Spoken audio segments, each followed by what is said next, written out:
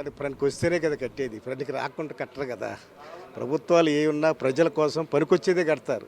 ఇక్కడ చిన్న చిన్న విషయాలు ఏమన్నా దాన్ని సరిదిద్దుకు పోవాలి తప్ప ఆ రకంగా దుష్ప్రచారం చేయటం కరెక్ట్ కాదని కాంగ్రెస్ పార్టీని ఖండిస్తున్నాం.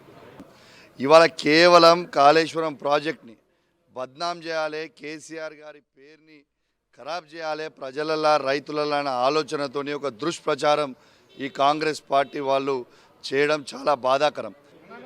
కాంగ్రెస్ పార్టీ మేడిగడ్డను అడ్డం పెట్టుకొని అధికారంలోకి వచ్చిన దగ్గర నుంచి రాజకీయం చేస్తుంది. మేడిగడ్డ గురించి ఈరోజు మేము మేడిగడ్డకి వెళ్తున్నాం. అంతకుముందు నల్లగొండలో మీటింగ్ పెడితే మేడిగడ్డకి వెళ్ళారు. ఇవాళ మేడిగడ్డకి వెళ్తున్నామంటే మళ్ళీ పాలమూరు రంగారెడ్డికి వెళ్తున్నారు.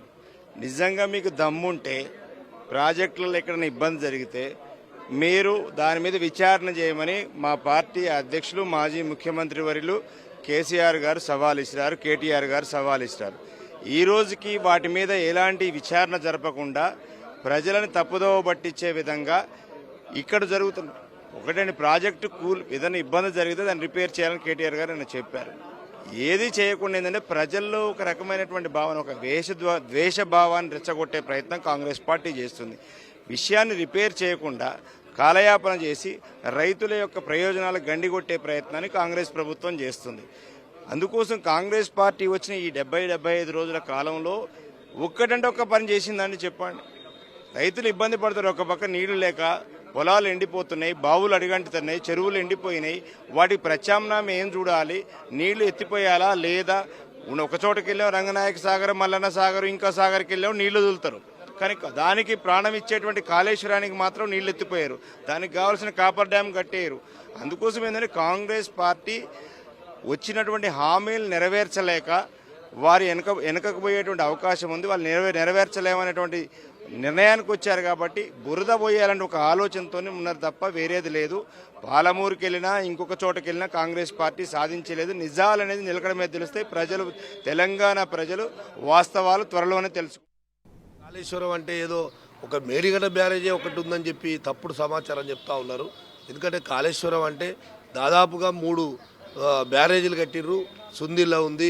ఇవాళ కాళేశ్వరమే ప్రపంచంలో అతిపెద్ద ప్రాజెక్టు, తర్వాత లిఫ్ట్ ఇరిగేషన్ ప్రాజెక్ట్ అని చెప్పి ఆ రోజు కష్టపడి కేసీఆర్ గారు నిర్మించినటువంటి ప్రాజెక్టును ఇవాళ కాంగ్రెస్ ప్రభుత్వం ఏం చేస్తూ ఉందంటే ఒక తప్పుడు సమాచారం ఇచ్చి ప్రజలను మోసం చేయడానికి ఒక ప్రయత్నం చేస్తూ ఉంది. కాంగ్రెస్ పార్టీ చేస్తున్నటువంటి అసత్య ప్రచారాలు, ముఖ్యంగా ఇవాళ తెలంగాణ వరప్రదాయనైనటువంటి కాళేశ్వరాన్ని ఒకవైపు కేసీఆర్ గారు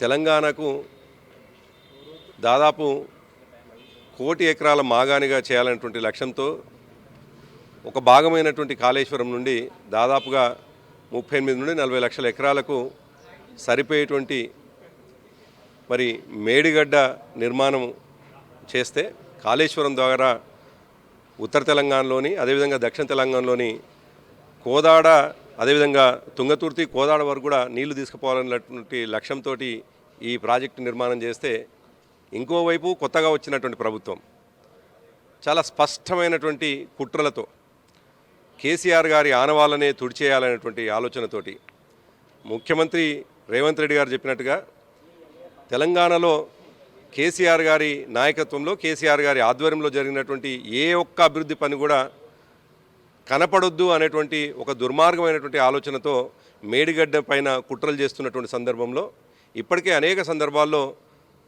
ముఖ్యమంత్రి రేవంత్ రెడ్డి గారు కావచ్చు, అదేవిధంగా వారి మంత్రివర్గ సభ్యులు కావచ్చు, మేడిగడ్డని ఏ విధంగా నిర్వీర్యం చేయాలనేటువంటి ఆలోచన చేస్తున్నటువంటి సందర్భంలో మొన్నటి